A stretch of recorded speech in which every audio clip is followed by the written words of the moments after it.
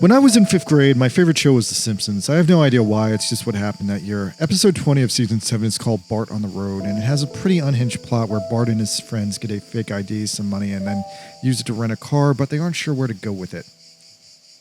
Milhouse, of all people, then proposes that the absolute best place they could go in the world would be the World's Fair. And the last time America had a World's Fair was in Tennessee in 1982. So they all drive to Tennessee, but bad news because they're kids and they're idiots. They fail to reach the World's Fair because the World's Fair ended in 1982. The only thing left is the aging and decrepit Sun Sphere, which does stand to this day in real life in the site in Tennessee. The World's Fair is a complete disaster to them, taken over by Tennessee hillbillies selling wigs. At the end of the episode, Milhouse, almost struggling to comprehend what is going on, screams, "But there's gotta be another World's Fair coming soon. Right? Right?" Well, I guess I thought to myself, yeah, Milhouse, there's gotta be. The irony being that for some reason, some inexplicable turn, the United States gave up on the World's Fair after that. Years before I was born, that was the last World's Fair America ever had, 1982, Tennessee. And nowadays it seems like we're giving up on the rest of the world too, so maybe that was just our first step towards hell. There was apparently an unofficial mini World's Fair in Ohio in 1992, but no one counts that, and while the World's Fair used to be a yearly event in the 80s up until the 90s, it's been happening less frequently. The 2000s had some cities and countries cancel it, so it switched to sort of a biannual run. The 2010s only did it 5 times, and now in the 2020s, the World's Fair is only occurring 3 times. The first World Fair of this decade was Dubai 2021, and now here we have Osaka 2025, and the final one will be Serbia in 2027. Maybe the next decade will have more, who the hell knows. But I really wanted to check out the World's Fair because since it's been a thing that Americans don't do anymore, I wanted to check it out. I wanted to see the things. And more than that, I want to see what's up with all these weird fucking things. See, even though we don't do the World's Fair anymore, there's all these like remnants behind of when we used to do it. Like, there's this giant globe in Queens, which I guess is kind of weird, but not that weird. I suppose other parks might have a giant globe. But on top of that, there's this weird leftovery, mushroomy, umbrella-like structure that's been closed to the public all my entire life. But then in GTA 4, you could drive a car into it, and then I was like, what exactly is that thing? Anyway, another story is that in 2010, when I moved to Japan, one day I went to Osaka, and randomly wandering through Osaka, I eventually wandered into the Tower of the Sun. The Tower of the Sun is this mysterious object created by dead Japanese artist Taro Okamoto. I was in his house a few days ago. I just want to put into context the strangeness of wandering through a forest in Japan, and suddenly out of nowhere is this utterly baffling, giant, purposeless alien device standing in front of me. It was like living through the movie Prometheus before the movie Prometheus was even a movie. It's an Osaka autumn day. The park is empty, but in the middle of it, in the middle of this vast field of grass, is this gargantuan structure that makes zero sense.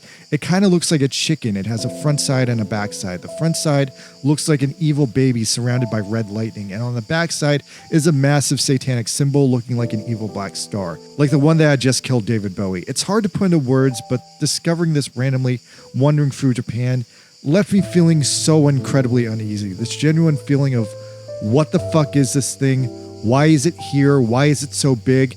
And most importantly, why does no one give a shit about this? Why am I the first person to discover this thing?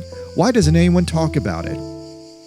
So the Tower of the Sun is this inexplicable thing that makes no sense to anyone out of context, but like the garbage ruins in Queens and the Tennessee Wig Sphere in The Simpsons, it's all that remains of another World's Fair, the Osaka World's Fair that hit Japan in 1975.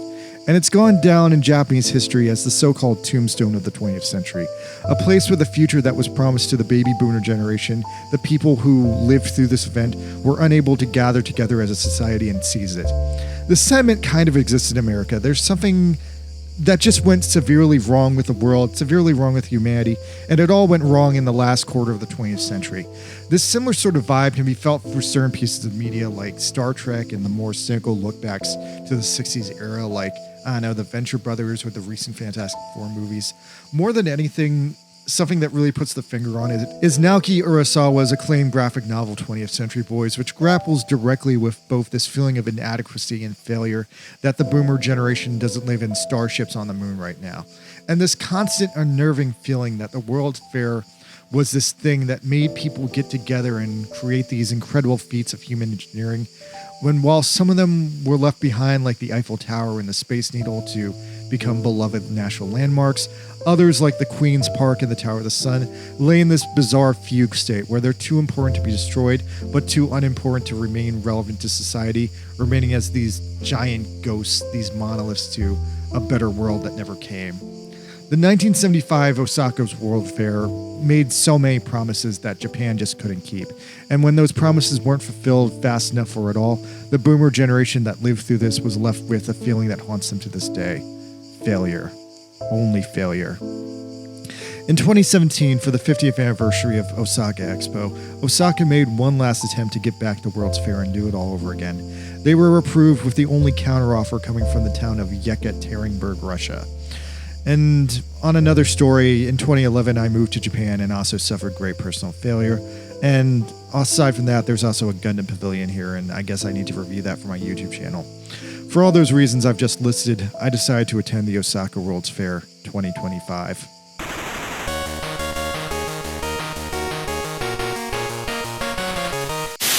この番組はヨランのスポンサーの提供でお送りします。 Alright, so after checking up on my anime crew and the sad tourist trap pat labor experience and the thrills of the Nakano Broadway with all their vintage Tenshin Muyo merchandise, we spent Saturday night in one of the most expensive hotels in Japan, the Gracery, and we spent Sunday night in one of the most poorest places you can stay, across the street at a low-quality vet kind of interesting onsen underneath the former Kabukicho Sega arcade. Once again, personal shout out to Kazuma Kiryu for protecting my family and reminding me where all the good shit is in Kabukicho. Anyway, after that, we got to the bus station and slept on a sleeping bus headed to Osaka. Now, I've used the sleeping buses maybe 3 times in the past. They're pretty common to get around in Japan and not waste a night traveling, but something about the sleeping bus we used this night, it totally sucked. It was like the worst one ever. I couldn't sleep on it at all. The seats were too small and uncomfortable, and I was constantly being annoyed and distracted by crap going on in the world. After we stopped at a rest stop in Shizuoka to use the bathroom, I was awake the whole night. Eventually, we arrived at Osaka Station and took a quick cab to our hotel to drop off our luggage, and then we attempted to enter the 2025 World's Fair. Now, things immediately took a turn for the negative almost as soon as we entered the fair. While the fair had boasted about its semi-constant shuttle service from Osaka, I once again got slapped in the face upon my arrival with bullshit. Turns out it's not as simple as just getting on a bus and giving the bus driver money, even though there were literally hundreds of buses lined up here to take people into the fair. To enter the World's Fair, you apparently have to buy special tickets through a special proprietary app, and I think the tickets also need to be reserved, even though there are literally hundreds of buses just sitting there empty going back and forth. We got this brutal awakening alongside dozens of Japanese families also walking to the same tourist trap at the same time, and since I'm Japanese, I managed to find a particularly upset old man who was like, "Fuck all this shit, I'm just gonna take a cab." And we talked him into displaying his cab fare with our group, and so then we arrived at the World's Fair. But then things just went from bad to worse. Now I'm going to pause the video here and explain all the tragic mistakes we made weeks before this that made our day infinitely worse. So to boil down why the 2025 World's Fair was a disaster and how we ruined our day before we even stepped foot in the fair, once again, Japan over-relied on proprietary apps designed to make this event so confusing as possible. And like the Gundam-based Tokyo, which I complained before was ruined by lotteries, the World's Fair was also ruined by lotteries. So me and my friends are going through Japan as this cool nerd attack team, and although we're mostly doing this agenda that I created to see as many anime tourist traps as possible, we also have our own individual bank accounts, and we're separate people, and we live in different places and everything. Now, as a result of this, we all had separate accounts to get into the World's Fair, and none of our tickets were synced up together to do any events. Like, just imagine for a second if, like, Disneyland or Universal Studios had, like, a system where you could only go on rides if you booked them on an app 2 months in advance. That's basically what the World's Fair in Osaka has done. Most of the rides, even if there's no one in them, you have to have tickets 2 months in advance to even line up and go inside. So ironically, even though we actually did buy our tickets 2 months in advance, which on paper would have promised us 10 rides or pavilions or 10 lottery tickets to win them, issued in groups of 5 a month, we made another mistake. We didn't set our arrival date. We didn't set our arrival date until a few days before we arrived in Japan because we weren't sure what day we would be in Osaka on. And because we didn't set our arrival date, we were denied those 10 freebie tickets because you could only get them a day, precisely a month before your arrival date. But since we didn't set the date, it was null and void because we weren't sure which day we were coming to the fair, and we weren't sure which day we wanted to go to Universal Studios instead. There were many, many crazy variables in play for this trip. And although the trip, I want to say overall went very well, because of all these crazy variables like commuting, airlines, hotels, and the general difficulty of traveling across Japan, we just didn't know which days we would exactly be doing what things we were doing. So even though we specifically bought the tickets 2 months in advance, as we were recommended to do to get the 10 freebie lottery tickets, we were still denied those because we didn't set our arrival date, and therefore we couldn't get any of the tickets redeemed, and we couldn't get into any pavilions. On top of that, the app to register for the lotteries is a nightmare of bad design. The app signs you out every 20 minutes, makes you log into a website, makes you put your password back in every 20 minutes because somehow it can't remember what it's doing after 20 minutes. And the single biggest mistake, I'm saying now in retrospect, was I should have just bought everyone's tickets together on my credit card and then hit everyone up for money, because it was almost impossible. No, it was impossible to synchronize the tickets from all these multiple people. And if they had just been bought together, I could have synchronized the tickets up, because what would happen is the stupid website in the app would kick us out every 20 minutes, so we could never get the tickets synchronized before the website would reset and kick us out. Literally trying to get tickets to anything was a fight against time, and finally, at the event, we had one final chance to bum rush the app and get our final chance tickets, but once again, the website would repeatedly crash until all the tickets were sold out, so we never had a fucking chance to do anything. This essentially ruined the event for us before we even stepped 1 foot in the park. And again, 110-degree Osaka heat, that wasn't fun either. So real quick, before I even get into what actually happened, here's my FOMO of things I wanted to do at the expo, but I wasn't able to do a single damn thing. Number 7, I wanted to go to the Irish Pavilion. I have no idea what's inside there, but I'm Irish, so I thought that was cool. Number 6, there's this strange hallucinatory Ripple building. Now, I actually went up to this building, but I don't know what it was, and I tried to get inside. I just couldn't find the front door, but it was definitely a building, so I assume it had an inside. Number 5, China's pavilion. That looked cool. Line was too long, couldn't get inside. And number 4, USA had a pavilion. I'm from the USA, that makes sense. Apparently our pavilion was based on the 1960s moon landing. Despite being an expo of the future, it's all about the past. Anyway, we didn't get over there and we couldn't find it, and I want to say it blended into another building, like the Philippines building, so we kept missing it, but I am kind of fascinated that, despite being an American, this was my first time hearing anything about this. Number 3 was apparently the pavilion for the country of Jordan, being a massive crowd pleaser with the world's largest sandbox. A lot of people said that was the best pavilion. Number 2 was Kawamori Shoji's pavilion, which apparently was some sort of complicated VR projection map of chaotic animations with a lot of technical direction overseen by the people who worked on Macross Frontier. And of course, number 1, the main reason I was there was to see the stupid Gundam Pavilion, which apparently is the best ride in the park. A sick-ass ride where you fly a spaceship through a Gundam battle. Kakarot197 dropped a video where he went there and he actually got on the ride. I'm insanely jealous because it sounds like he was there on almost the same day I was there, but he succeeded where I was failed, so he's the better man. Go watch his video.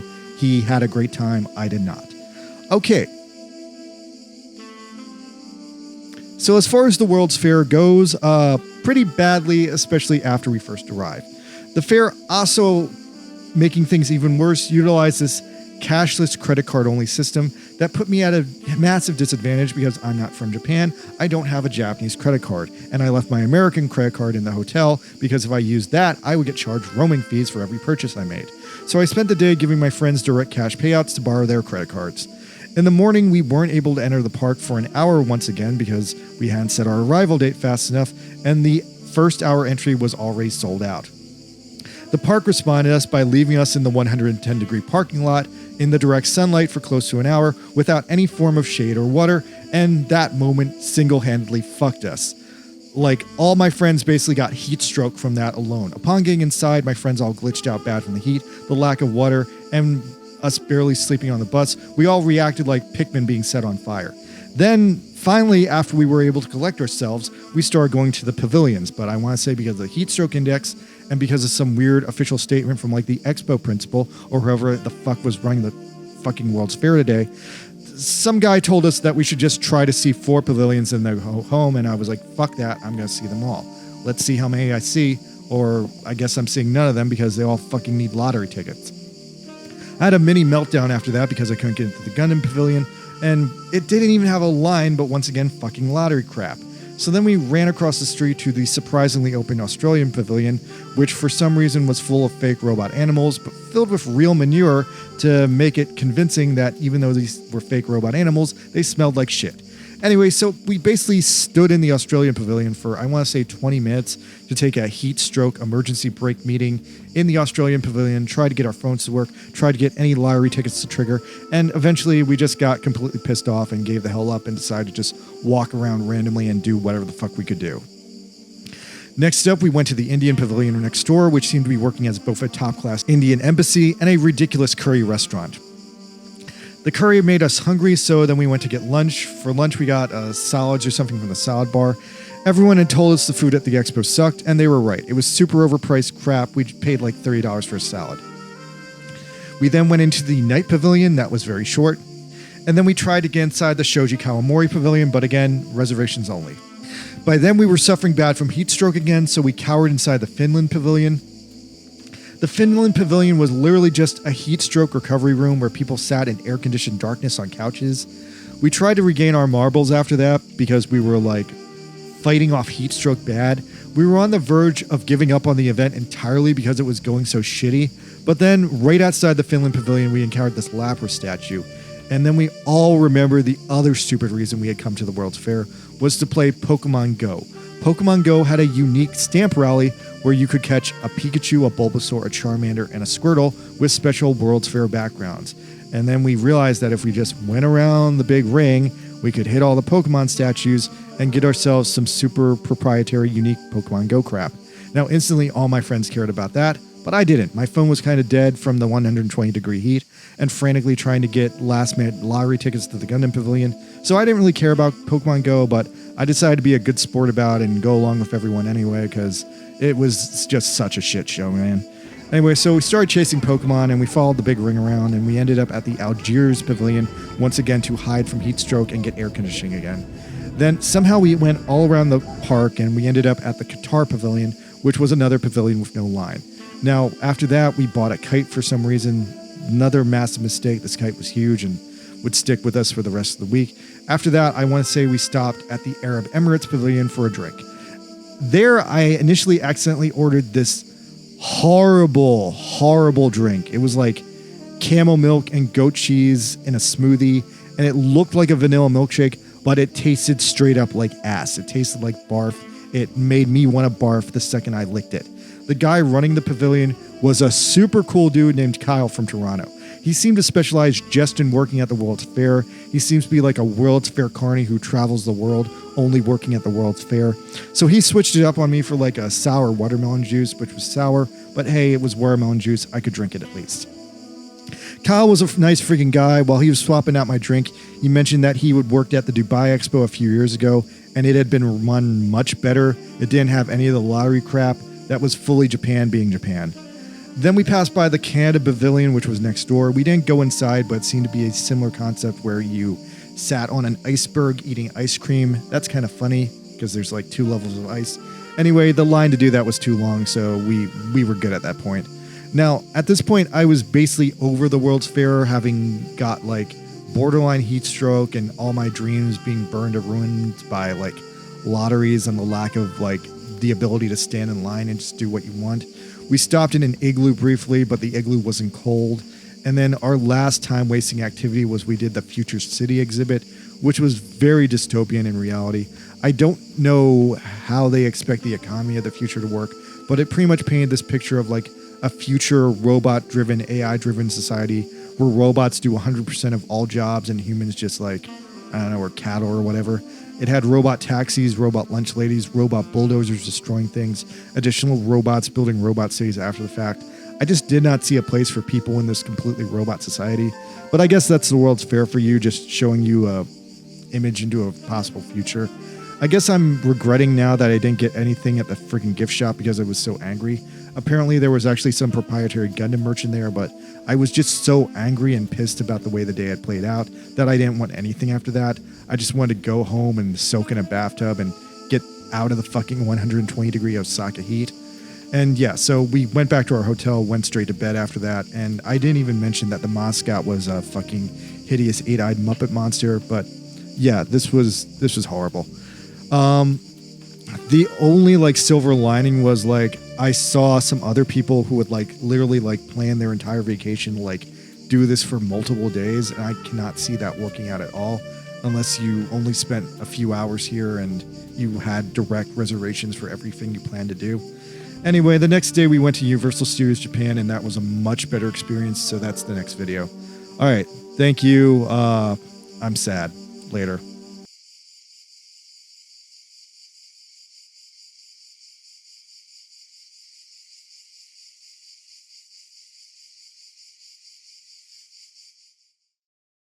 But there's another World's Fair coming soon, right? Before Friday?